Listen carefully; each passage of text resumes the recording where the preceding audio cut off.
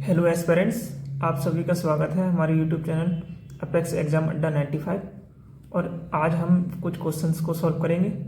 तो इसी सीरीज में हमारा पहला क्वेश्चन है, यहाँ पर इंग्लिश में लिखा हुआ है, मैं इसकी हिंदी पढ़ के सुनाता हूँ कि जब एक प्राकृतिक संख्या को किसी भाजक से भाग दिया जाता है तो 19 शेष पर बचता है उसमें। फिर आगे बोल रहा है कि उसी प्राकृतिक संख्या को 8 का 8 गुना, उसी प्राकृतिक संख्या का 8 गुना हो और उसको दोबारा से उसी भाजक से भाग दिया जाता है तो उसमें इस बार जो शेष पर बचता है वो 8 बचता है। तो वो बोल रहा है कि जो भाजक है उसकी पॉसिबल वैल्यू क्या हो सकती है, मतलब उसके क्या क्या मान हो सकते हैं जो जो कंडीशन जो दे रखी है उसको फुलफिल कर दें। तो यही हमें निकालना है यहाँ पर। तो अब हम शुरू करते हैं। हम मानते हैं कि वो नेचुरल नंबर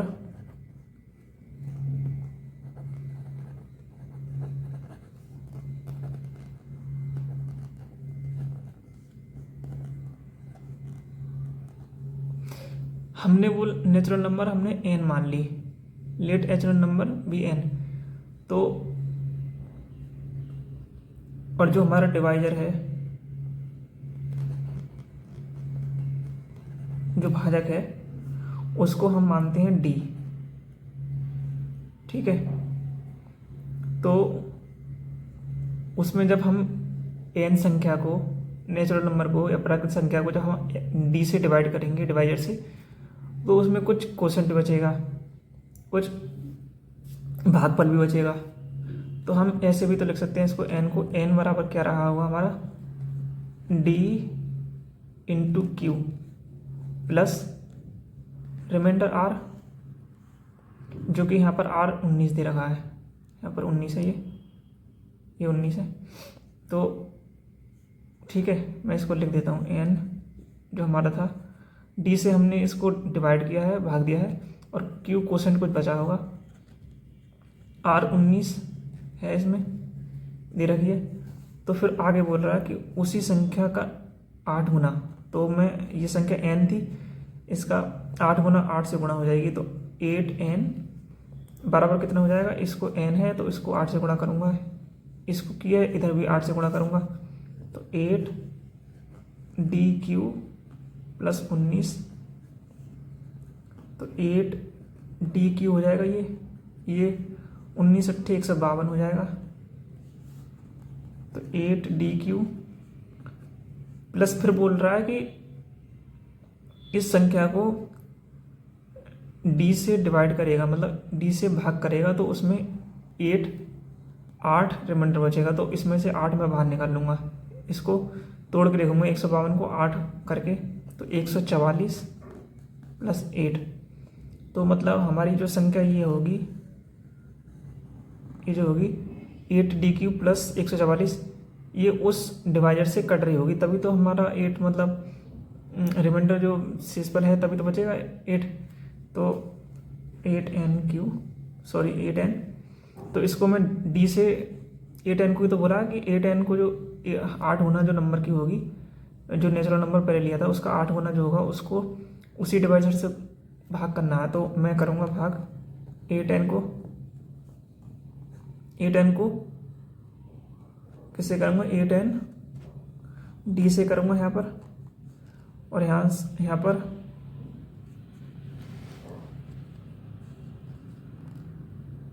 8 dq अपॉन, यहाँ पे भी d से करूँगा, फिर 144 है, इसको भी d से करूँगा, और ये 8 अलग है, इसकी भी ये रिमाइंडर था।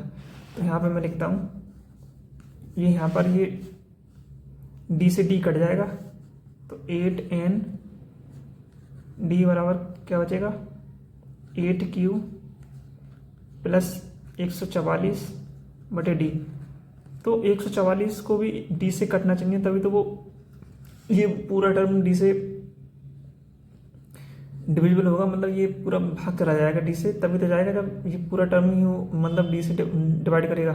तो यहाँ पे तो कट गया पूरा, क्योंकि 8q आया है, d से d कट गया 8q, तो इसे भी होना चाहिए। तो मतलब डी की जो पॉसिबल वैल्यू होंगी, जो वैल्यू होंगी वो क्या होंगी, 144 के गुणज होंगे, मतलब फैक्टर्स होंगे।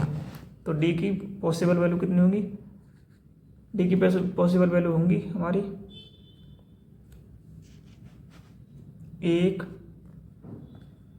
2, 3, 4, 6, 8, 9, 12, 18,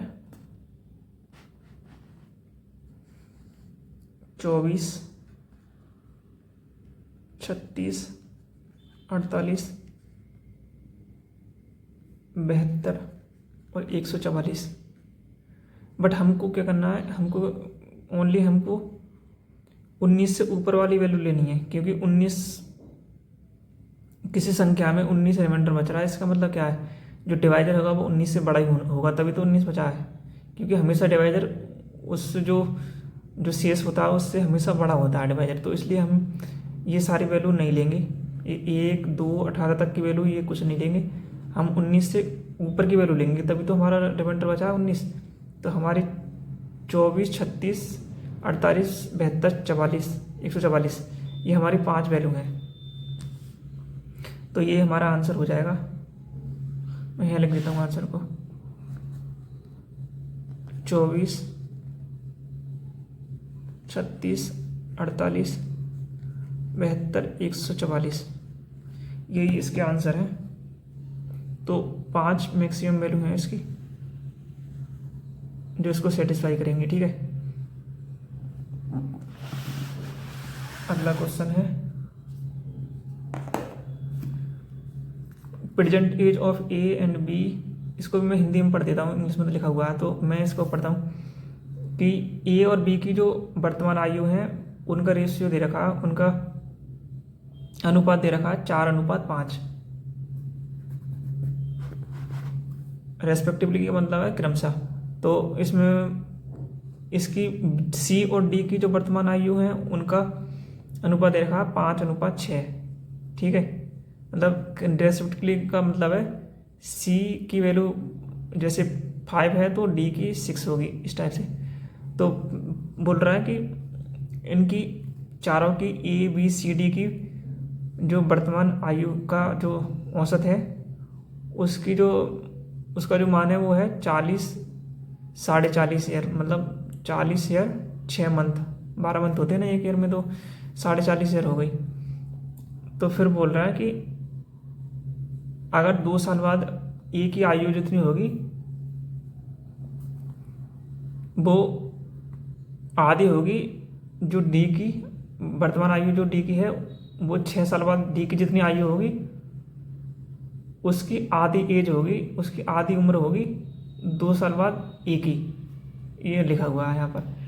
तो इन्होंने पूछा है कि वर्तमान आयु का एवरेज पूछा है बी और सी का। ठीक है, तो मैं मान लेता हूँ कि ए की वर्तमान आयु मैं मान लेता हूँ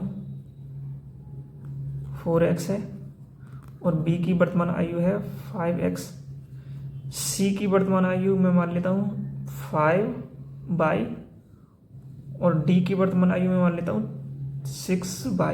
ठीक है, तो मैं इनका औसत दे रखा है, मतलब 4x + 5x + 5/, + 6/, का औसत दे रखा, ये दे रखा है। 4 संख्या है ना, मतलब 4 आदमी है ना, 4, तो औसत को 4 से डिवाइड करेंगे तभी तो, 4 से भाग करेंगे तभी तो औसत आएगा। ये देखा 40.5। तो मैं यहाँ पे करूँगा तो इनको मैं जोड़ लूँगा, 4x और ये 9x हो जाएगा, ये इनको जोड़ूंगा तो 11/, और इधर जाके ये गुणा हो जाएगी, तो इसमें गुणा करूँगा तो ये 162 हो जाएगी। 40.5 को 4 से गुणा करूँगा तो 162 हो जाएगी।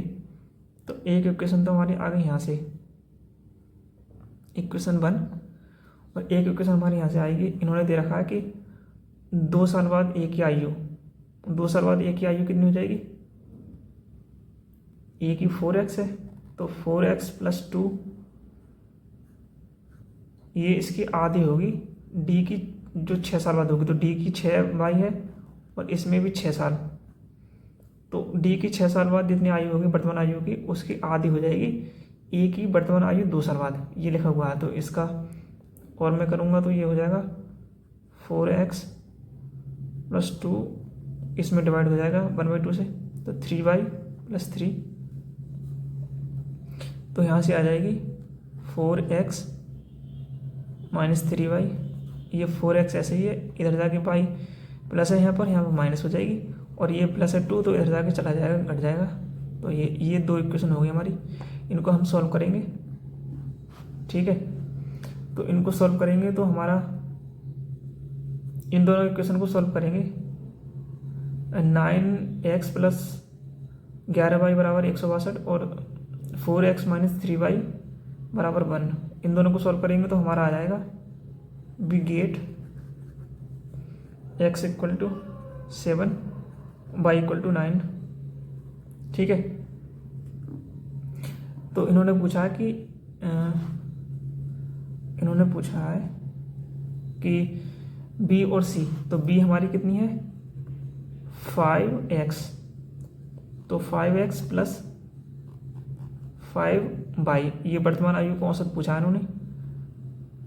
तो इन दोनों की वर्तमान आयु तो यही तो है 5x और 5y, इसको 2 से डिवाइड करूँगा क्योंकि दो व्यक्ति हैं। तो वर्तमान आयु, तो मैं 5 को कॉमन ले लूँगा और x + y हमारी जो आ जाएंगे, x + y करूँगा, इनको यहाँ पर x + y करूँगा मैं, तो कितनी हो जाएगी 9 और 7 16, तो मैं यहाँ पर 16 की वैल्यू रख दूँगा, इसको इससे काट दूँगा, तो 5 × 8 = 40 ईयर्स, तो यहाँ पर 40 ईयर्स इनका आंसर हो गया। ठीक है, यहाँ पे स्पेस नहीं था नीचे तो मैंने यहाँ पर कर दिया ये क्वेश्चन। ठीक है,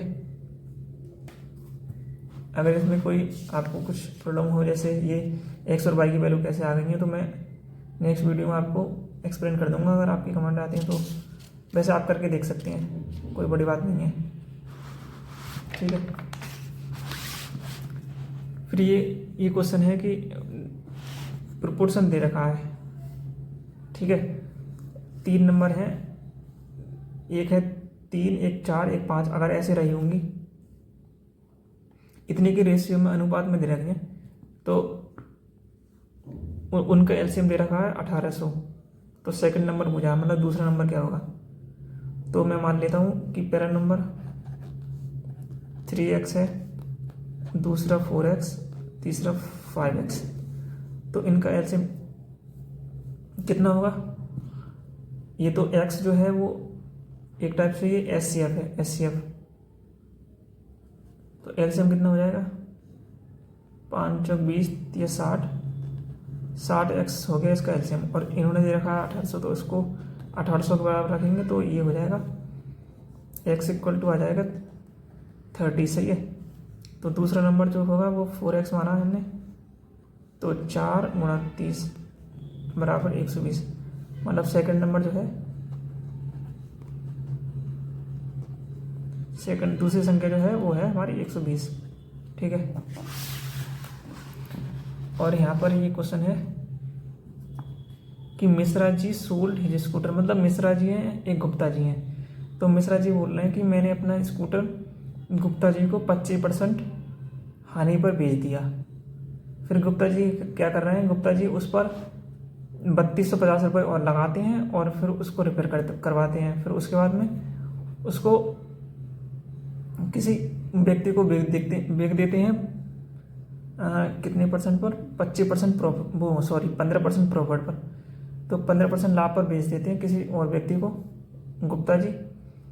तो वो बोल रहे हैं कि जब मैं बेचता हूँ 15% प्रॉफिट पर, तो उसकी जो कॉस्ट है वो है 25,300, तो 25,300, तो मैं मान लेता हूँ कि मिश्रा जी ने 25% लॉस पर बेच दिया है गुप्ता जी को, तो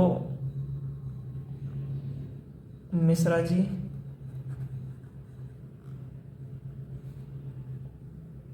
गुप्ता जी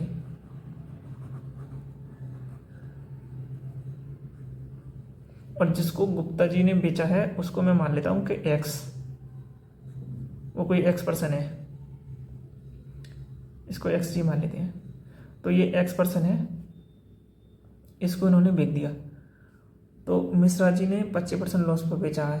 तो मिश्रा जी ने 25% को अगर हम इसको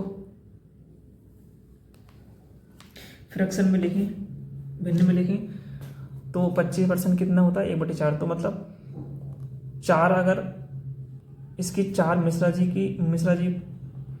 के लिए इसकी कीमत अगर 4x रही होती तो गुप्ता जी के लिए इसकी कीमत 3x हो जाएगी। ठीक है, क्योंकि उन्होंने हानि पर बेचा, 25% हानि पर, और गुप्ता जी ने इस पर 3250 रुपये और खर्च करे हैं। फिर दूसरे केस में गुप्ता जी ने इसको x को 15% पे बेचा, तो 15% की यहाँ पर लिख देता हूँ, 25% एक बराबर होता है 1/4। यहाँ पर इसमें लॉस हुआ तो 4 से 3 हो गई थी, 4x से 3x हो गई थी। तो गुप्ता जी मतलब मिश्रा जी के लिए इसकी कीमत जो कॉस्ट प्राइस है वो गुप्ता जी के लिए, मिश्रा जी के लिए जो सेलिंग प्राइस होगी वो सेलिंग प्राइस मिश्रा जी के लिए ये कॉस्ट प्राइस है 4x, और मिश्रा जी के लिए 3x जो है वो सेलिंग प्राइस है, क्योंकि उन्होंने हानि पर बेच दिया। फिर गुप्ता जी के लिए यही मतलब क्या है, कॉस्ट प्राइस, क्योंकि उन्होंने खरीदा है इसको। मिश्रा जी की जो सेलिंग प्राइस है वो गुप्ता जी के लिए कॉस्ट प्राइस हो गई, मगर पूरी कॉस्ट प्राइस नहीं है ये, क्योंकि उन्होंने रिपेयर भी लगाया 3250 रुपये। तो टोटल जो है उनकी कॉस्ट प्राइस गुप्ता जी की 3x प्लस 3250 है। फिर अगले केस में बोल रहा है कि उन्होंने 15% लाभ पर बेचा है, तो ये तो CP हो गई ना, ये CP है मिश्रा जी की, ये CP है गुप्ता जी की। ठीक है, तो SP गुप्ता जी के लिए कौन सी होगी, जो X के लिए बेचा है उन्होंने, तो उसको ये गुप्ता जी की SP हो जाएगी, मगर ये X के लिए CP होगी। ऐसी तो होती है जब कोई आदमी बेचता है तो एक के लिए तो वो CP होती है, दूसरे के लिए SP हो जाती है। तो इसने बोला कि मिश्रा जी ने बेचा है X को, तो इसके लिए जो CP होगी वो मिश्रा जी की सेलिंग प्राइस है। तो सेलिंग प्राइस मिश्रा जी की कितनी दे रखी है, जब 15% पे वो बेचते हैं प्रॉफिट पर, तो 25,300। अगर इसको रेशियो में बनाते हैं तो ये 23 की वैल्यू है और ये 20 की वैल्यू है, ये 20 की वैल्यू है, क्योंकि 15%, तो मतलब ये 23 की वैल्यू है और ये 20 की वैल्यू है, 3x प्लस 3250। तो मैं इसको काटता हूँ, तो 23 एकम 23, 2 बचे, 23 एकम 23, 1100। बट एक की वैल्यू यहाँ से निकालता हूँ मैं, तो एक की वैल्यू कितनी आ रही है, इस एक की वैल्यू कितनी आ रही है, 1100 रुपये।